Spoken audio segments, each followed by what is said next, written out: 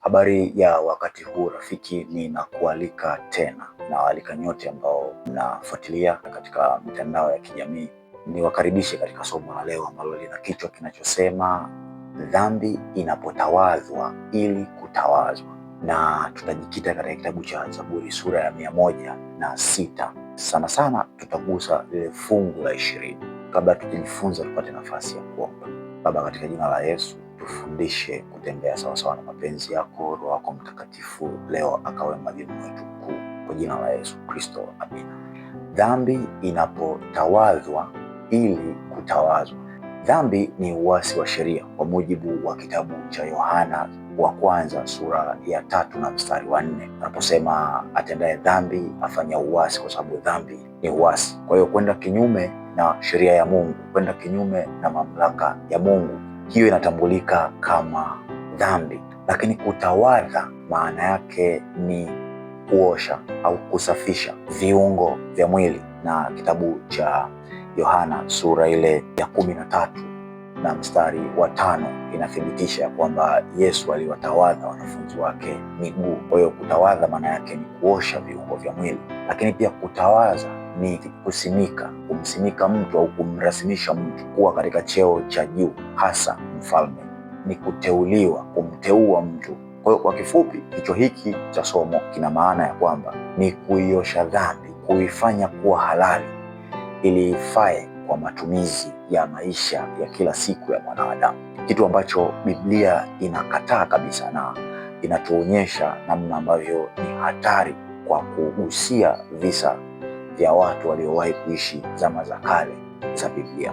Na leo tutakwenda kujifunza kuhusu habari hii. Mtunzi wa Zaburi ya 106, nilikuwa nikijaribu kufuatilia kama anaweza kufahamika kwa jina, lakini inaonekana kuna mkanganyiko au kuna hali ya kutokukubaliana miongoni mwa wanazuoni, baadhi wakisema huenda akawa ni Daudi, na sababu yao ya msingi kubwa huwa ni kwamba iko mistari ya Zaburi ya 106 inayofanana na kitabu cha Mambo ya Nyakati wa kwanza sura ya 16, ambayo wimbo huu uliimbwa na Daudi. Kwa wengi huamini ya kwamba mwandishi wa Zaburi ya 106 huenda akawa ni Daudi, lakini wanaopinga wanasema Zaburi ya 106 inasemekana au inaaminika ya kwamba iliandikwa katika nyakati za kutoka Babeli kurudi Yerusalemu, nyakati zile ambapo ilionekana kwamba wakati umetimilika wa kutoka utumwani Babeli kurudi katika nchi ya Israeli, na hivyo mtunzi wa wimbo huu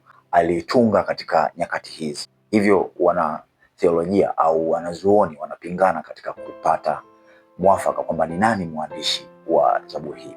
Kwa nini nilifanya maamuzi ya kumfuatilia mwandishi wa wimbo huu wa Zaburi sura ya 106? Ni kwa sababu ni Zaburi ambayo inagusa sana moyo, na mtunzi huyu anaamua kuwa mnyenyekevu kwa kuandika hali ya kukosea kwa taifa la Israeli na kumuudhi Mungu mara nyingi zaidi kuliko ilivyokuwa ikitarajiwa, kwa sababu Mungu alilitenga taifa la Israeli likawe mzizi au chanzo cha yeye kutambulika katika dunia nzima. Lakini hawa watu walimkosea Mungu sana, mara nyingi walilivunja agano ambalo Mungu alikubaliana nao, na hivi sasa anaelezea namna walivyokosea, anaelezea namna ambavyo walimrudia Mungu kwa kumlilia, kwa kumwomba msamaha. Lakini katika Zaburi ya 106 mstari wa 43 mpaka 47 zinaonekana rehema za Mungu kwa watu wake. Sasa mtunzi wa Zaburi hii ya 106 ananukuu kisa cha kitabu cha Kutoka sura ya 32,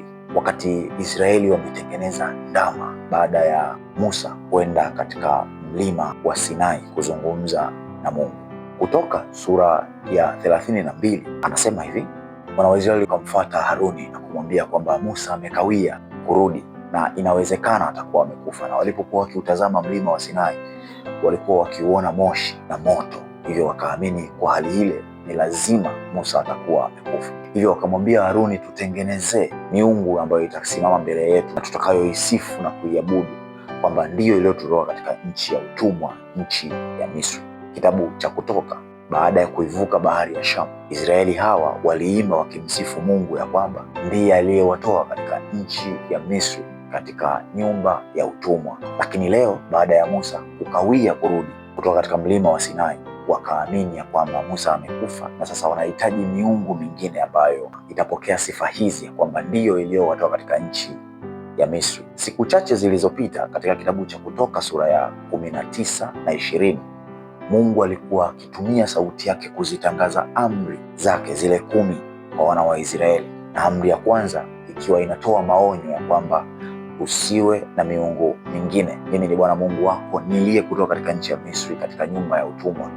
Usiwe na miungu mingine ila mimi.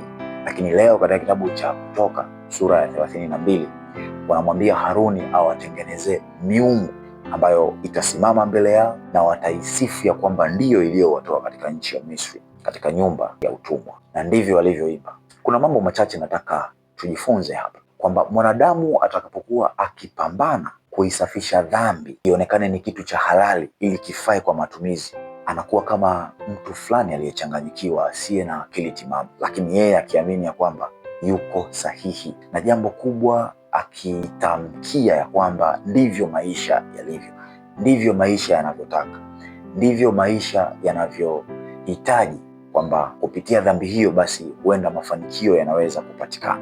Mafanikio yoyote yanayotajwa kuwa ni mafanikio ambayo chini yake yamebebwa na dhambi, mwisho wake mara nyingi huwa ni upotevu. Nikajifunza mambo kadhaa katika kisa hiki. Baada ya Haruni kupokea zile dhahabu na kuyeyusha na kumtengeneza yule ndama wa mfano wa ng'ombe, Israeli waliimba, wakamtukuza yule ndama, wakiamini ya kwamba ndiye aliyewatoa katika nchi ya utumwa. Sasa fundisho la kwanza katika kitabu cha Kutoka sura ya 32 na mstari wa kwanza, kitendo cha kuamini ya kwamba Musa amekufa haitofautiani na wale wanaotumia kitabu cha Wakolosai sura ya 2 na mstari wa 14 na wa 15 kuamini ya kwamba sheria ya Mungu haipo. Utakubaliana na mimi ya kwamba Musa ndiye anayepewa sheria ili kuzileta kwa wana wa Israeli wapate kumtii Mungu wao, na Mungu anawaambia kwamba mimi Bwana Mungu wako ni mtakatifu, na wewe Israeli imekupasa kuwa mtakatifu. Kwa kitendo cha kuamini ya kwamba Musa hayupo, Musa amekufa, tayari ni moja kati ya ishara za kuruhusu dhambi kuingia katika maisha yao. Zingatia, dhambi ni uasi wa sheria, na leo tunaamini ya kwamba Musa ambaye ndiye anayepewa sheria kutoka katika mkono wa Mungu hayupo. Maana yake ni kwamba tunaamini Musa hayupo, sheria ya Mungu haipo. Twende taratibu katika maisha yetu leo. Tutakapoamua ya kwamba Yesu hayupo katika maisha yetu, ni wazi kabisa dhambi itakuwa ni sehemu ya maisha yetu, tukiamini ya kwamba kupitia mwamvuli huo dhambi itabeba mafanikio yetu, kitu ambacho si sawa kabisa. Hiyo ni kuitawala dhambi, ni kuisafisha dhambi ili ifae kwa matumizi, ili ikasimikwe rasmi kuwa ni jambo la kawaida katika maisha yetu. Lakini zingatia, sheria ya Mungu iko pale pale kwa sababu Mungu yupo. Na kwani Musa alifia mlimani katika mlima wa Sinai? Hapana. Baada ya kitambo kidogo Musa alirejea, na aliporejea liko fundisho lingine ninalipata katika kitabu kile cha Kutoka sura ya 32 mstari wa 21 mpaka 24. Musa anamhoji Haruni, imekuwaje wewe kuwaruhusu watu hawa na ukaingiza dhambi hii kuu, ikiwa siku kadhaa zilizopita kwa sauti ya Mungu tuliisikia sauti ya Mungu ikisema hatupaswi kuwa na miungu mingine isipokuwa yeye Mungu peke yake. Sikiliza maelezo ya Haruni.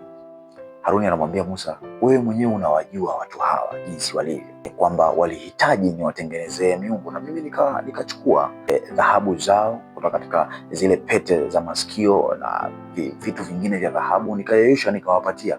Lakini ngoja nikwambie, mjumbe wa Mungu anaitwa Ellen White katika kitabu kile cha The Spiritual Gift Volume 3 ukurasa ule wa 21, kuna kitu Ellen White anaandika, anasema Haruni alikuwa akielezea au akionyesha hali yake ya hofu, kwamba alikutana na wakati mgumu katika kuwaongoza Israeli, kiasi kwamba inaonekana kulikuwa kuna dalili za wale kutaka kumvamia Haruni, ikiwezekana kumpotezea maisha yake. Kwa ili kuepukana na hali ya kupoteza maisha, Haruni akaogopa kusimama katika kweli ya Mungu, akaamua kuiruhusu dhambi ile iingie. Rafiki, ninajua uko mahali fulani na kuna dhambi fulani inaonekana kuwa inaweza kuwa chanzo cha mafanikio yako katika maisha ya ulimwengu huu, lakini ngoja nikwambie, Biblia inasema muwe waaminifu hata kufa, na hapo ndipo taji ya ushindi inapopatikana. Haruni alishindwa kusimama katika kweli, katika ile nafasi ya uongozi alionayo, akaamua kwenda kinyume na mapenzi ya Mungu ili kwamba uhai wake uendelee kubaki. Inaonekana kwamba wenda walikuwa wako tayari hata kumpiga kwa mawe. Ngoja nizungumze sentensi hii kidogo, kwamba thamani ya kitu haiwezi kuzidi thamani ya yeye aliyekitafuta. Kwamba unaweza ukawa binti na unatamani kuolewa na mtu mwenye mali nyingi, lakini ngoja nikwambie, upendo wako utakuwa katika mali. Na kwa nini nasema hivi? Mali utakazokuwa unazipenda haziwezi kuzidi thamani ya yeye aliyezitafuta. Uhai wetu tulionao hauna thamani kubwa zaidi kuliko yeye aliyetupatia.